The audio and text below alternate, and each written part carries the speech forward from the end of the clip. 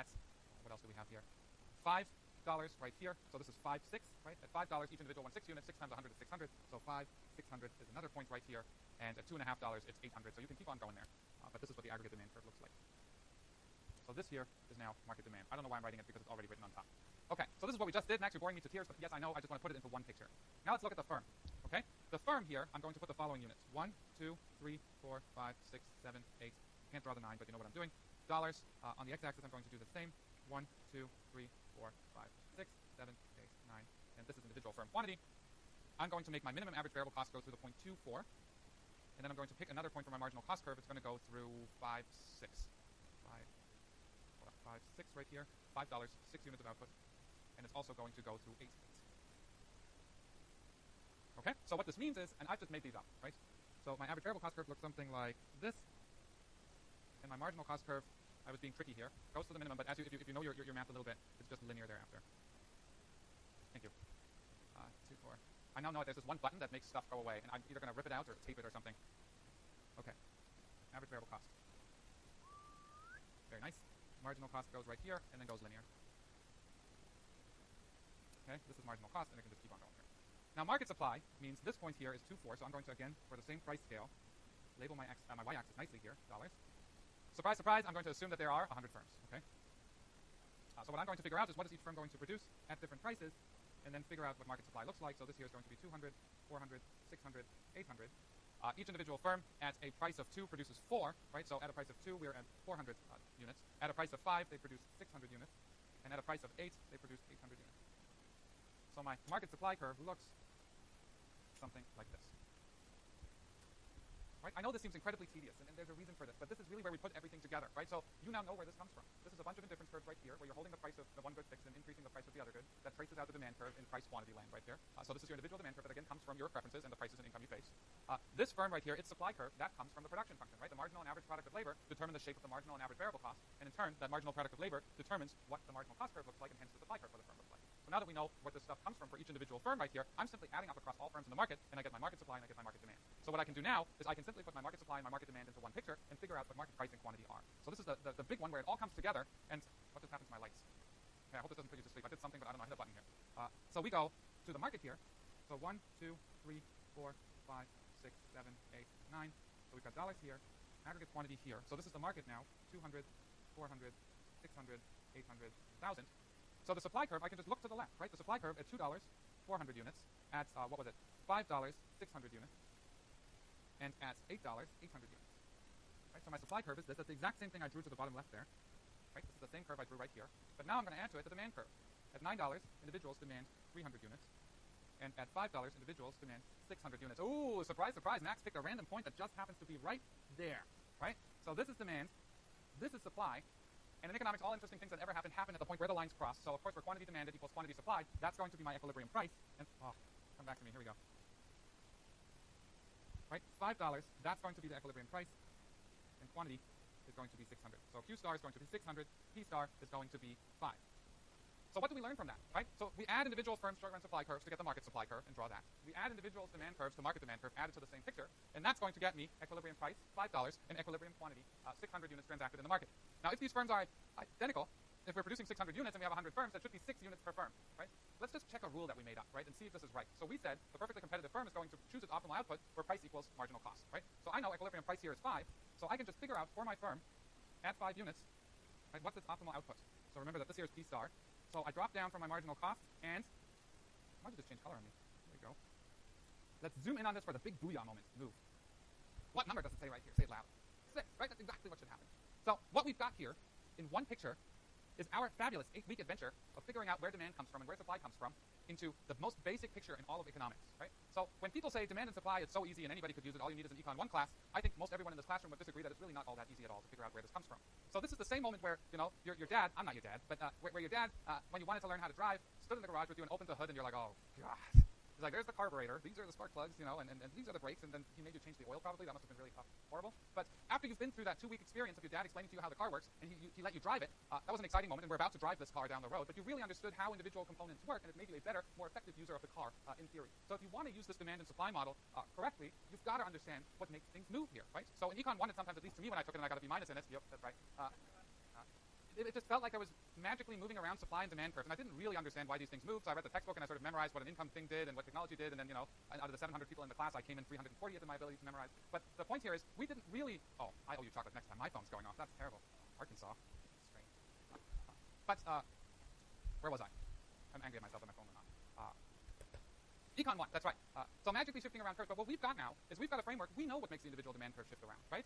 We know where demand comes from, so we can go back and really think about what is going to have, what impact is a change in income going to have, what impact is a change in income going to have on demand, what do changes in marginal product of labor going to do to the supply curve, and figure out what that does to our price quantity equilibrium here. And that's exactly almost what we're going to do next, is take this model on the road and see what changes in the world do to the demand and supply curve here. Okay, before we do that though, we've still got to clean up a little bit, right? So we figured out what the short run supply curve looks like, but there's this long run thing, right? And in the long run, we make some important decisions. For example, if you're thinking about solving the problem of climate change, which is something I'm keenly interested in, we're really talking long run, right? We're talking 50, 60, 70, 80 years where capital certainly isn't fixed, right? So what does a firm's long run supply curve look like?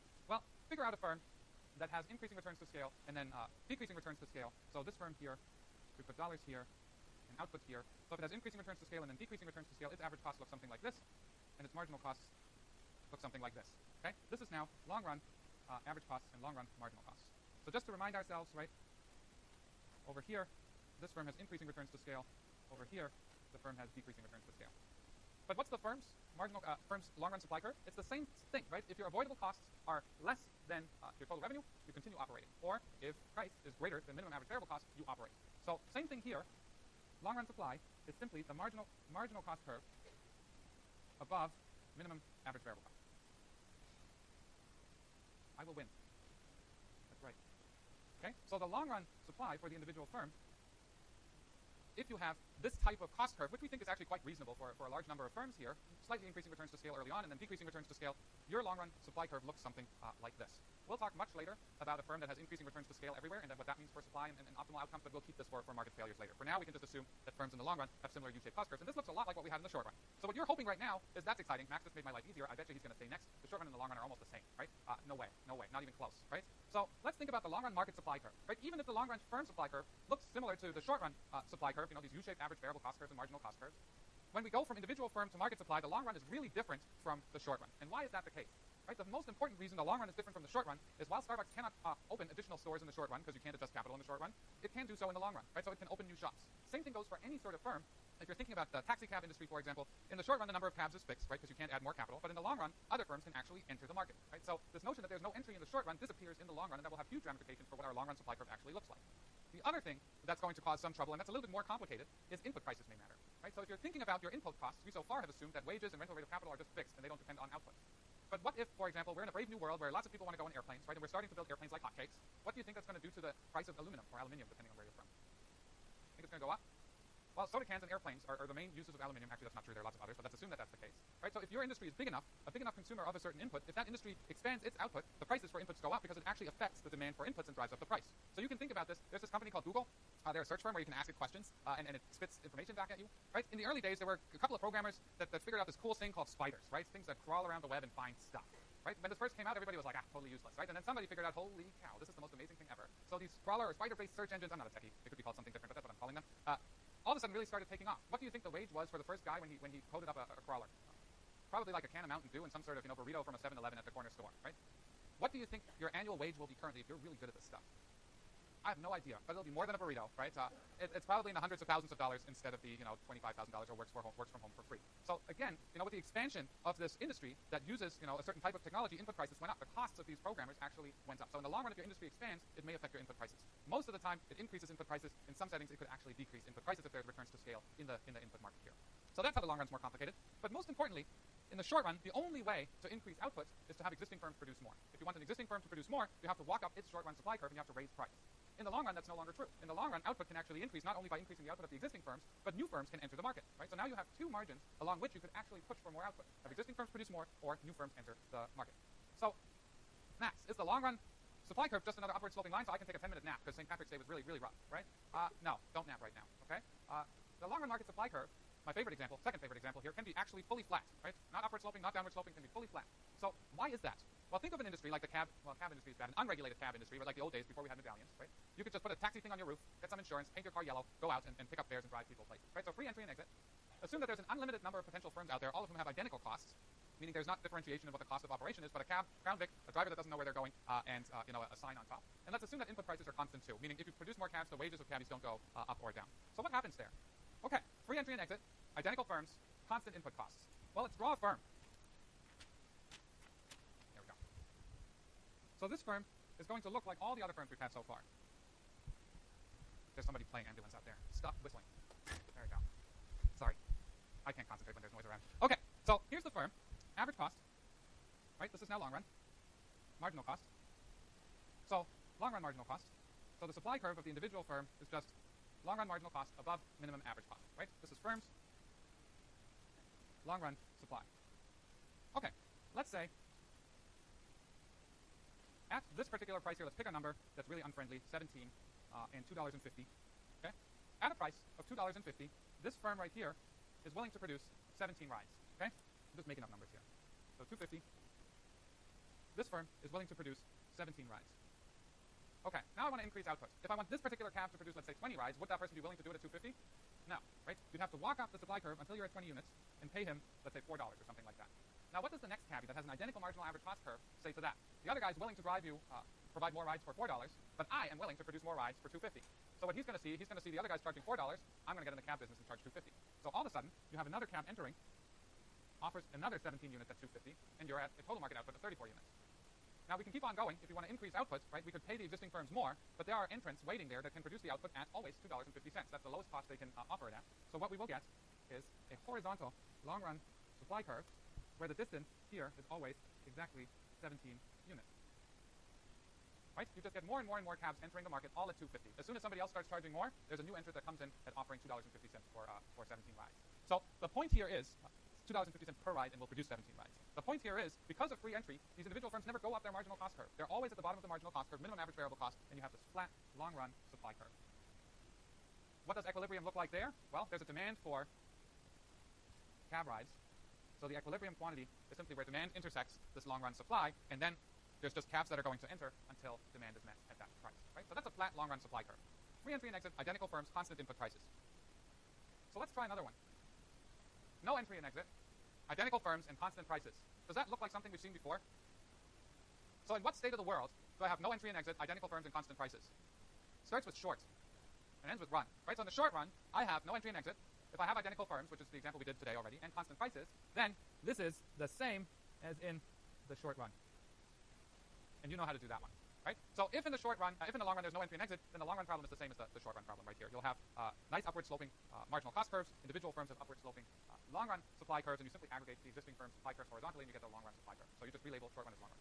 So that was a trick question. I don't like trick questions. What about this one? Ooh, this one's going to be fancy. Free entry and exits, so firms can enter and exit at will. Heterogeneous capacity constrained firms. Wow, that's a mouthful. Heterogeneous is fancy for different. Capacity means you can produce, but at some point you can't produce anymore. Right? So think about countries' ability to produce cotton, for example. Cotton needs heat, a ton of water, and sandy soils, right? Is what cotton really likes. So the big constraint here is water, right? So your ability to grow cotton really depends on the availability of irrigation water in a hot climate. So we can't grow an unlimited amount of cotton. At some point you run out of land that fits the criteria. And we're going to assume that input prices are constant, meaning water prices are constant. We should at some point talk about water pricing too. Okay, so what does the long run market supply curve look like here? So I'm just going to draw the market here. So for the long run market supply curve for these heterogeneous firms here, what you want to think about is that firms with the lowest minimum average variable cost are going to enter first, right? So the first person that comes online as you raise price is the first firm whose minimum average variable cost is really low. So the lowest cost firm enters first. So let's think about the market for cotton. Turns out the lowest cost producer of cotton is Pakistan, or it was 10 years ago, and I can't find more recent data, so I'm going to stick with the old data right here. Pakistan can grow a certain amount of cotton. Next highest producer that can't grow a lot but can grow at a relatively low cost is Argentina.